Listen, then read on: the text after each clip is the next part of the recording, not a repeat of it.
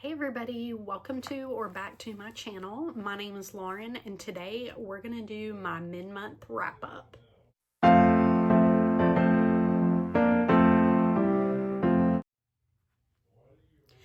So I meant to do this video earlier, but I have been sick with a virus for like the past week and it's been rough. So I'm just now filming this, but it's okay. We're here. We're gonna do the best we can.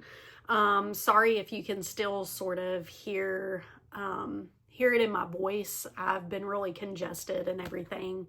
Feeling much better than I was, but you know. Today we're gonna talk about the 6 books I have read so far in the month and 1 DNF. So let's get started. So the first book I read is The Spectacular by Fiona Davis. Really enjoyed this book. I did give it 4 stars. So we follow this girl named Marion, and she is a dancer. She is chosen to be one of the Rockettes, and she's really just trying to gain some independence. And her father doesn't approve of her being a dancer. He doesn't feel like that's a real job, and he just wants her to get a practical job. And so she kind of understands that on one hand, but at the same time, this is like her dream and her passion, and she really wants to be a dancer. So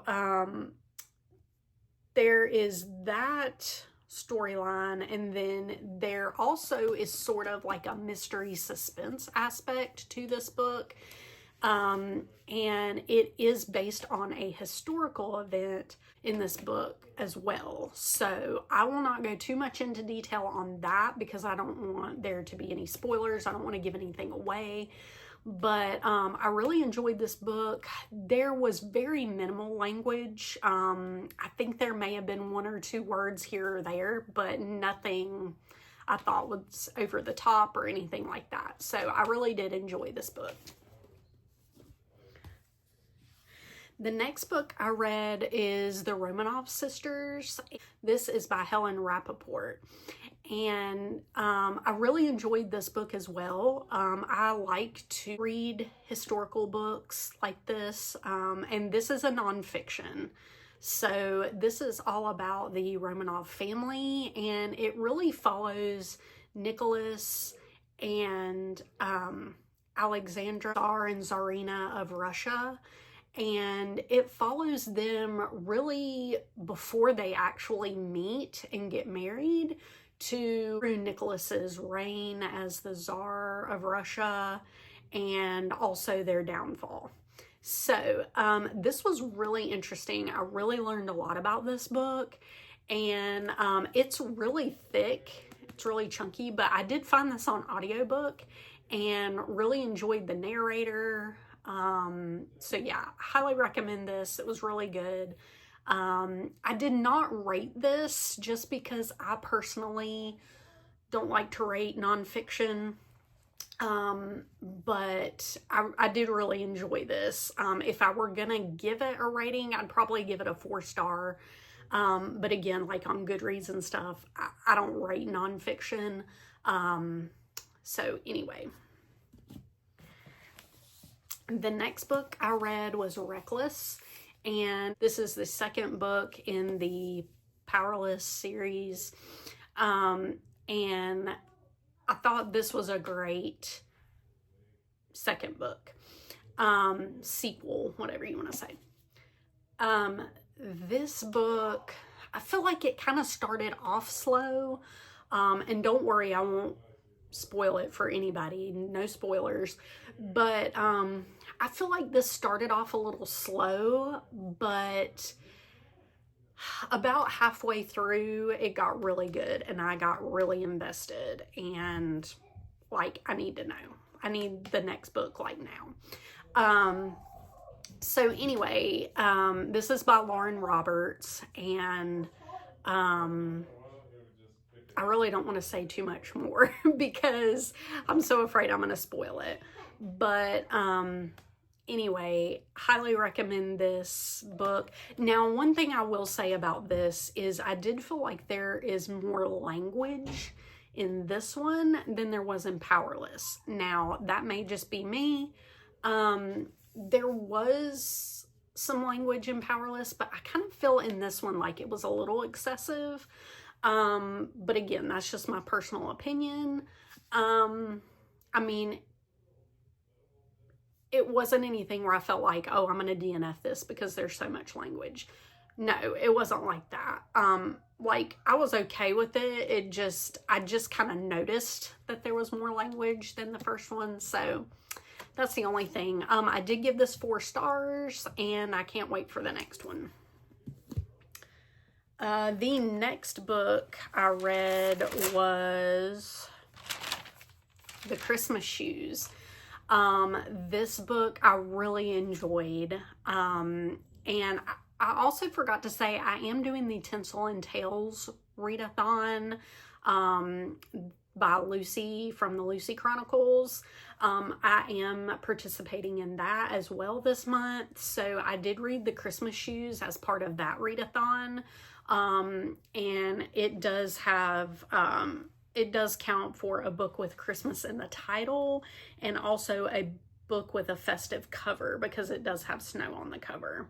Also a book with snow in the title or on the cover. And so it counts for like 3 prompts, which was great, because it's a very short book. But, I really enjoyed this book, 5 stars. It was just a heartwarming Christmas book, just a warm blanket, a warm hug this time of year. Like, it was just everything I was needing. Good, wholesome story. Yeah, and I think somebody commented on one of my previous videos, said to have your tissues ready for that story, because yes, it was like a tearjerker, but it was so good, and I really, really enjoyed that book. That author has other books that I cannot wait to read. I do have a few of her other books, so I'm really looking forward to that. The next book I read is O Little Town by Dawn Reed. This also could count as a festive cover or snow on the cover. There is snow, and also there's a Christmas tree on top of this car. So this one I am going to read the synopsis for, only because I don't feel like I can do justice in telling you what it's about.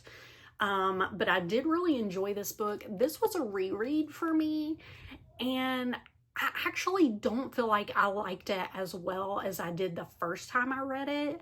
I remember this being like a 5-star book the first time I read it. And now doing a reread of it, I gave it, I believe, let me see, I gave it 4 stars. Even till the time I reread it, like, I kept thinking about this book. This is one that stayed with me. So I'm going to read the back of this, because again, I don't feel like I can do it justice explaining it in my own words. So it says, Christmas 1958. Elvis is on the radio. Ike is in the White House. The Lord is in his holy temple. But there is no peace in Mount Jefferson. 3 families find they are connected in ways they never suspected. An angry teen, a dying man, a lonely wife, a daughter in trouble. Just ordinary people muddling their way through ordinary challenges.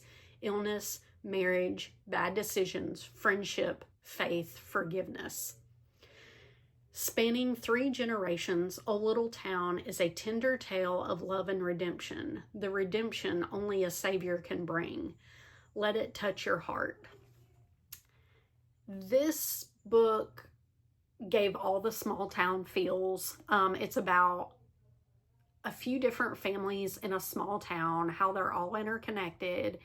And it was just those cozy Christmas small town vibes that I was looking for. Like, I love those type of books this time of year, and that just gave me everything I needed. This also does have a true historical event in it, as part of one of the storylines. And in the author's note, it does talk about that. But I originally thought this was based on Don Reed's life, and it's not. I was mistaken. For some reason, I thought it was, but it's not based on his life or anything. Besides that historical event, this is all fictional. But I do highly recommend this book. I think there may have been one curse word in the whole book, and it was just very light, just like a very light curse word. Nothing terrible. So anyway, yeah, highly recommend that one. So the next book I'll talk about is the DNF that I had. That book is The Wedding Dress Sewing Circle by Jennifer Ryan. Now, I read another book by Jennifer Ryan this year, earlier this year before I started my channel, and I really enjoyed it. It was called The Kitchen Front, and I really enjoyed that book. I was invested in the characters and the storylines. I loved it. But this book, for some reason, like, I could not connect with the characters. I was about halfway through the book and I could not tell you like what was going on. Like, I don't know what it was about this, but I was just not invested in it. So I decided to DNF it and read, books that I was actually enjoying. There wasn't anything wrong with the book. I just feel like I couldn't connect with it. So the last book I want to talk about is 12 Days at Bleakley Manor, and this is by Michelle Greep. I did just finish this today, and it was okay. It was an interesting little kind of cozy mystery type book. And this one I also read for the Tinsel and Tales readathon. This one counted as a Christmas mystery book. It's also one I'm going to read the synopsis for because I don't feel like I can fully explain it very well. When Clara Chapman receives an intriguing invitation to spend Christmas 1850 at an English manor home, she is hesitant yet compelled to attend, for if she remains the duration of the 12-day celebration, she is promised a sum of £500. That's enough money to bring her brother back from America and reinstate their stolen family fortune. But is she walking into danger?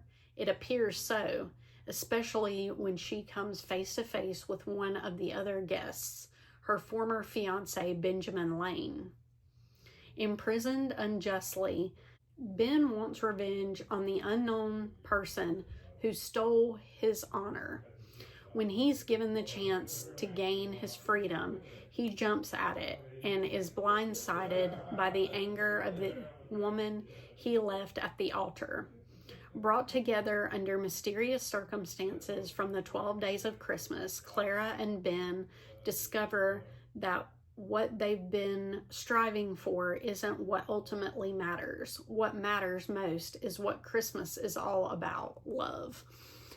I enjoyed this book. I gave it a 3-star just because it was okay to me. It wasn't anything spectacular or like really suspenseful or anything like that. It was an enjoyable story, but ultimately I feel like it's forgettable. Now I do have the second book in this, which I probably will read just because I have it. But these I probably am not going to hold on to.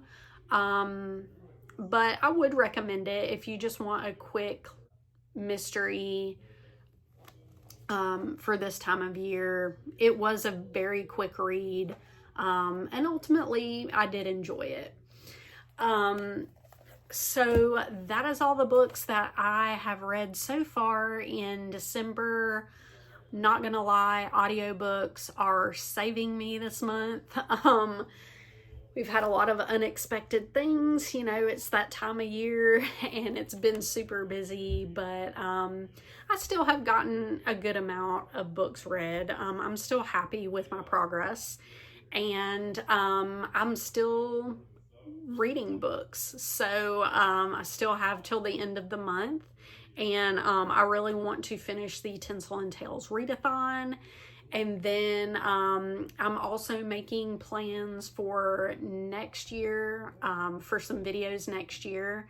So I have those coming. I will have my 25 books in 2025, where my husband and daughter have already picked books for me to read.